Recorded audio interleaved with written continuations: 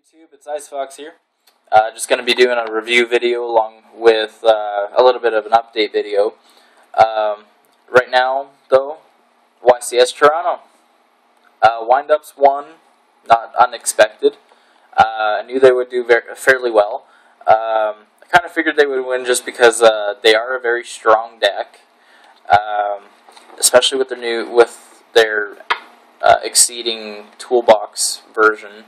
It's very powerful, especially since now they're not focusing around the hand loop whatsoever. Some players might still like to do it, but as I've noticed, they can still hand loop a little bit, but it's really situational. Jeff Jones with Psychics took second. I'll come back to him in a little bit, but yeah, he took second with Grand Soil Psychics. Third place, Gear Guys.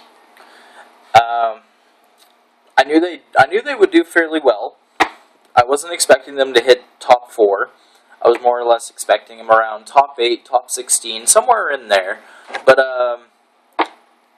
they did pretty well, actually. I'm fairly surprised at it. Mainly just because Gear Guys, they are a deck that is very powerful. It's very fast. I would compare them to Kara Curries, but a little bit faster than them. And instead of synchro spamming, they exceed spam. But they are still a very powerful deck, and I was really not expecting it to happen. But they did take top 4. Congrats to the player who's piloting that one, as he managed to actually surprise me, considering they can be hit very hard, especially with some of the side deck cards that most people can put in there. It wrecks. Some of the side deck cards will wreck machines in general, but I don't know. I don't think a lot of people are actually siding a whole lot against them. Who knows? We'll see how it runs at the next YCS. Now that everybody knows that they are very good.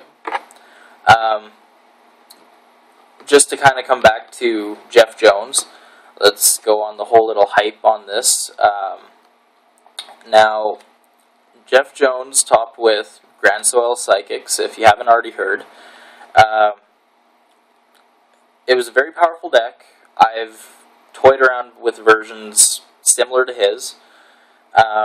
Very, very powerful, but it can lose fairly easily. I was noticing anyway.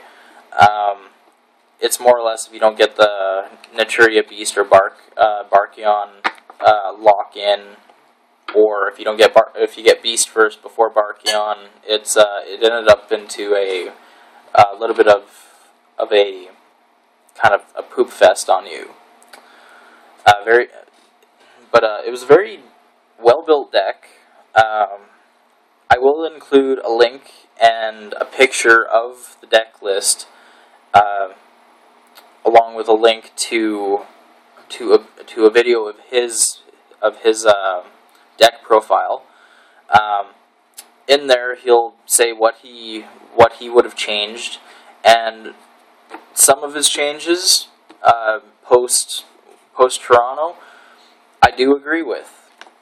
There was a few things in the deck that I was noticing too that you didn't need.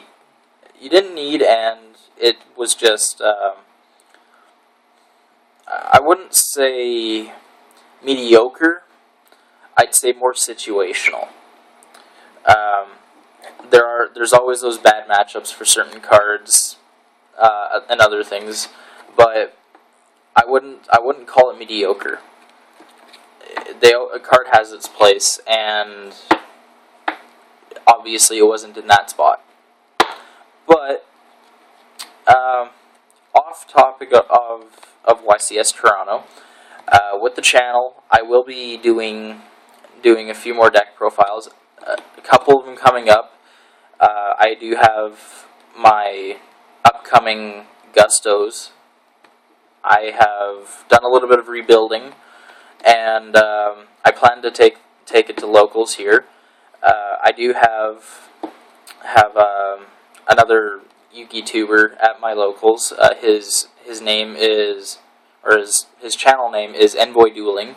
I will include a link down below to his channel. He actually has a deck profile of mine on there, and check him out. Great guy. But yeah, another deck I've actually got coming up here is more for the fun section. But Elemental Hero Neos, I managed to build a deck around him. I actually look forward to showing you guys this one because it's actually a very funny deck to run. It's pretty powerful, and for a random fun deck, it's actually pretty funny to watch. It kind of works like Heroes, but at the same time, it's more